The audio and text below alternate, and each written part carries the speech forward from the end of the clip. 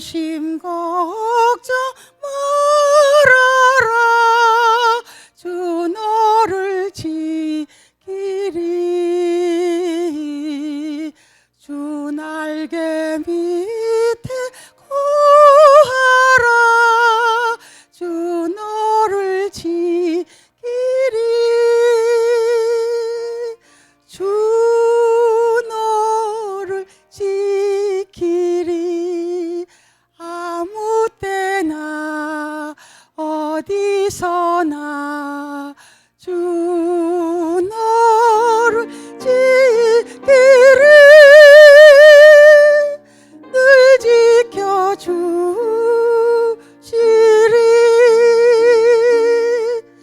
어려워 낙심 들 때에 주 너를 지키리.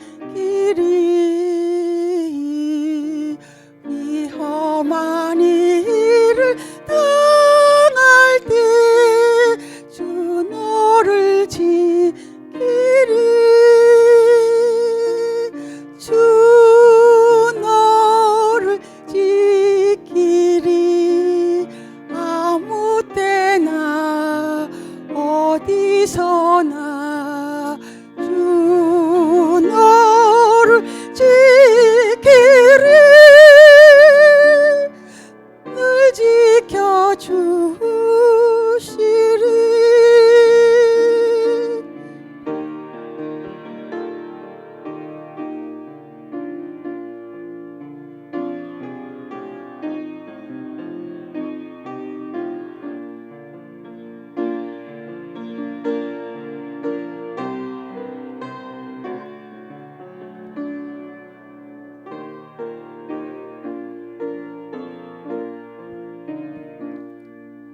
너 쓸 건 미리 아시고 주 너를 지키리. 구하는 것을 주시며 주 너를 지키리. 주 너를 지키리. 아무 때나 어디서나 주 너를 지키리. 늘 지켜주시리.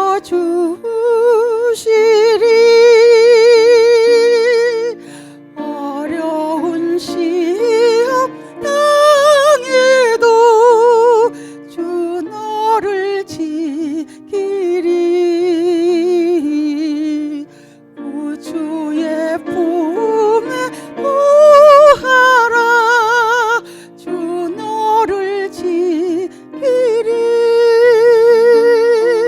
주 너를 지키리.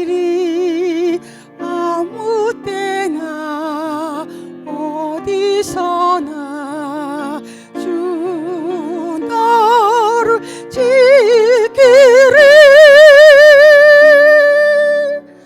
늘 지켜주시리.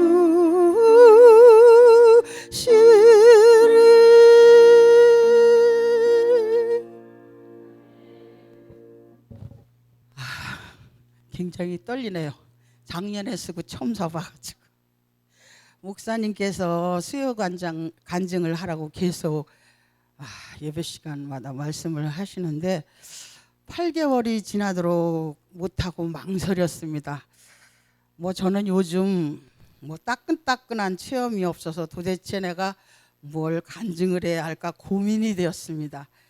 한편으로는 또 간증만 해놓고 그대로 못 살면 어떻게 하지 하는 다른 그런 생각도 들고, 다른 사람들이 비웃으면 어쩌지 하는 그런 마음에 도저히 용기가 나지 않았습니다. 그래서 나는 목사님께서 아무리 말씀을 하셔도 나는 절대 안 할 거야 이렇게 마음 먹고 있는데, 어느 날 목사님께서 21명의 간증자를 모집한다고 하셨어요.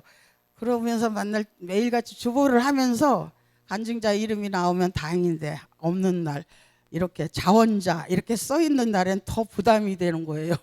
그래서 어떤 때는 옆에 앉은 사람 보고 당신 간증 좀 해. 쿡쿡 찔리기도 하고 그랬습니다.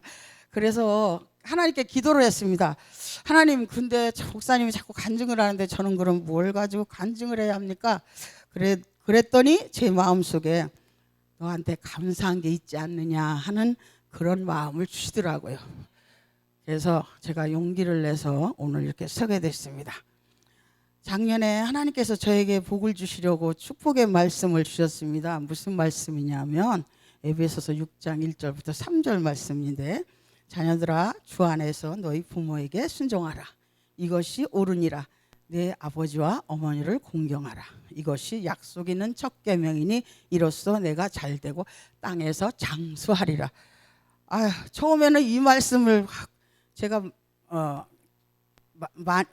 제일 처음에는 아니지만 그래도 일찍 뽑았어요. 금방 앞에 앉았다 뽑았는데 이 말씀을 뽑고 나니까 마음에 안 들어, 무척 마음에 안 들었어요.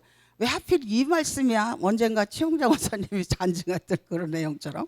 그래서 나중에 애들 주려고 목사님이 자녀들 줄 거 남은 거 뽑아가라 그래서 뽑아서 그 가운데서 말씀을 고르기 시작했습니다. 그래서 마음에 드는 그 말씀을 골라 가지려고 봤더니 하나도 그 말씀이 마음에 안 드는 거예요. 그래서 그 말씀을 이게 내 말씀인가 보다 하고 생각을 하고 성경책에 꽂아 두고는 내가 언제까지 늙으신 어머니와 함께 살아야 돼, 그렇게 생각을 하면서 어머니에게 잘 해드리지도 못하고 그냥 하루하루 그냥 먹고 살기도 바빠서 그렇게 살았습니다. 저는 우리 어머님이 100세가 되도록 그렇게 넘도록 사실 줄 알았어요. 우리 어머님은 연세에 비해서 건강하시고 식사도 잘하시고 아시는 게 너무나 많으셨어요. 나라의 경제, 문화, 정치, 연예인의 삶까지 아주 총명하신 그런 분이셨습니다. 그런데 하나님께서는 저에게 마지막으로 어머니께 효도할 기회를 주셨는데 저는 그것을 모르고 어머니를 싫어하고 일하고 와서 너무 힘드니까 밥 차려드리는 것도 귀찮고 힘들다는 생각만 했습니다. 나는 언제까지 이렇게 늙으신 시어머님과 함께 이렇게 힘들게 살아야 하나 하는 불평만 하게 되었어요. 그런데 어머님이 살아 계신 게 저에게 복인 것을 몰랐던 거지요. 작년 12월 24일 여러분들이 아시는 바와 같이 저녁에 교회 오려고 집 앞을 나서다가 빙판에 순식간에 그냥 1초도 안 되는 순간에 넘어지면서 다리가 부러진지도 모르는데 다리가 하여튼 아픈데 그 순간에 떠오르는 말씀이 딱 그 말씀이었습니다. 그래서 하나님께서 저에게 순종하고 공경하라고 하셨는데 내가 어머니를 미워했구나, 내가 교만해서 받는 벌이구나 하는 생각이 머리를 스치고 지나갔습니다. 25일 성탄 예배 때 찬양 연습한다고 연습하러 오라고 하는데 나는 내년에는 정말 귀찮고 힘들어서 찬양대를 안 할 거니까 지금 25일 날 쓰면 계속 서야 되니까 안 한다고 이영희 권사님이 연락했는데 거절했습니다. 그리고 연습에도 안 갔습니다. 그때 딱 제가 다치고 나니까 내가 주님의 일을 안 하겠다고 하니까 딱 안 할 수 없는 상황이 되더라고요. 다리 대퇴부 뼈가 아주 나쁘게 세모로 부러지고 으스러져서 허벅지를 절개하고 뼈를 긁어서 붙이고 5개의 핀을 박는 대수술을 했는데 뼈가 부러진 것은 정말로 참 많이 아프더라고요. 병원에서 제가 이제 수술 받기 전에 말하기를 뼈가 붙으려면 수술을 해서 6개월이 걸린다, 그런 병원 진단이 나왔습니다. 수술하고 난 다음부터 발등이 아픈데 발에다 불을 담아다 불을 붙는 것처럼 화끈거리고 그 아픔이 지금까지 아직도 가시지 않고 있어서 이제 그 화끈거리고 쑤시는 그 증상이 이제 엄지발가락까지 내려왔어요. 이제 엄지발가락에서 싹 빠져나가면 안 아플 거예요. 그래서 사실 많이 불편합니다. 제가 다치고 나서 목사님과 사모님 모든 성도님들의 기도와 사랑으로 병원에서는 의사들이 놀랄 만큼 빠른 회복이 있었습니다. 나중에 6개월이 지난 다음에 애들이 말하는데 그때 당시 병원에서 이분은 못 걸을 수도 있을 것이라는 말을 했다고 해요. 다리 수술하고 2개월 동안 꼼짝도 못하고 침대에 누워 지내면서 어머님께 불의했던 죄를 하나님께 회개하고 후회도 많이 했습니다. 그렇게 빨리 가시는 줄 알았으면 귀찮아하지 말고 좀 더 잘 해드렸어야 했는데 내가 다쳐서 어머님이 더 빨리 돌아가신 것 같아서 죄송하고 씻을 수 없는 죄를 지은 것 같아서 마음이 많이 아팠습니다. 어머님께서는 제가 다쳐서 병원에 실려갔다는 소식을 듣고 많이 속상해 하시면서 그냥 병원에 오시지도 못하고 궁금하니까 대부도 사는 큰딸에게 야 아무리 바빠도 병원에 좀 더 가봐라 어떻게 됐는지 그러면서 그래서 대부도 시누이가 너무 바쁘고 몸도 성찮은데 왔다고 하시면서 그런 말씀을 하시더라고요. 저는 우리 어머니가 평생 저에게 따뜻한 말 한마디 안 해주셨기 때문에 저를 사랑하신다는 걸 몰랐어요. 그때 그 말씀을 듣고 무뚝뚝한 우리 시어머님께서도 나를 사랑하시는구나 하는 것을 깨달았습니다. 저는 병원에 있는 동안 하나님께서 저에게 맡겨주신 일을 못하는 게 제일 속상했습니다. 하나님의 일도 하나님께서 허락하셔야 하는 거지 내가 하고 싶다고 하는 것이 아니라는 것을 그때 깨달았습니다. 피혼을 하고 둘째 딸 내 집에서 2개월 동안 예배도 못 드리고 찬양도 기도도 내 마음대로 소리내어 못 드리는 게 참 답답했습니다. 그나마 위로가 되는 것은 핸드폰 앱을 통해서 주일마다 목사님의 설교 말씀을 듣고 은혜를 받고 또 성도님들의 위로의 카톡 문자를 보내주시는 분이 있어서 정말 잘 지낼 수 있었습니다. 교회에서 하나님께 예배드리고 소리 높여 찬양하고 소리질러 기도하고 주신 사명 감당하는 것이 얼마나 큰 복인지 날마다 감사를 드립니다. 아직도 다리가 다 낫지 않아서 발이 부어서 구두도 못 신고 큰 운동화를 한 문수 큰 운동화를 아이들이 사다 줬어요. 그래서 그것을 신고 다니지만 5월 달부터 목발을 벗고 지금까지 지켜주셔서 걸을 수 있게 하신 하나님을 찬양합니다. 하나님께서 올해 저에게 주신 말씀은 내 평생에 너를 능히 대적할 자가 없으리니 내가 모세와 함께 있었던 것 같이 너와 함께 있을 것임이라. 내가 너를 떠나지 아니하며 버리지 아니하리니.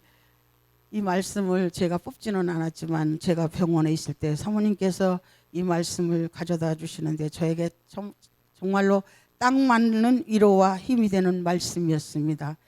올해 이 말씀을 붙잡고 저는 힘을 내어서 살고 있습니다. 저는 지금 똑바로 걷는다고 하지만 다른 사람이 보고서는 모르는 사람들은 아유 다리가 많이 불편하신가 봐요. 그렇게 말을 합니다. 그러나 저는 소망을 버리지 않습니다. 하나님께서 저의 다리를 온전히 고쳐주실 줄 믿기 때문입니다. 저는 이제 미운 사람이 하나도 없습니다. 그전에는 좀 있었어요, 솔직히. 그런데 지금은 미운 사람이 하나도 없습니다. 제가 다른 사람을 미워하면 하나님이 또 이쪽 다리마저 부러뜨릴지 모르니까 미워하지 않고 사랑하려고 합니다. 그래서 항상 긍정적인 생각을 가지고 모두를 사랑하며 살려고 합니다. 하나님께서는 제가 잘한 것이 하나도 없는 나에게 걸을 수 있게 하시고 하나님의 일을 할 수 있게 하시는 하나님. 저에게는 예손녀만 셋이 있었습니다. 그런데 저에게 하나님께서 손자를 둘씩이나 주시고 우리 가문의 자손의 번창함을 주신 하나님을 오늘도 찬양합니다. 날마다 감사하며 웃으며 살겠습니다. 여러분 사랑하고 축복합니다.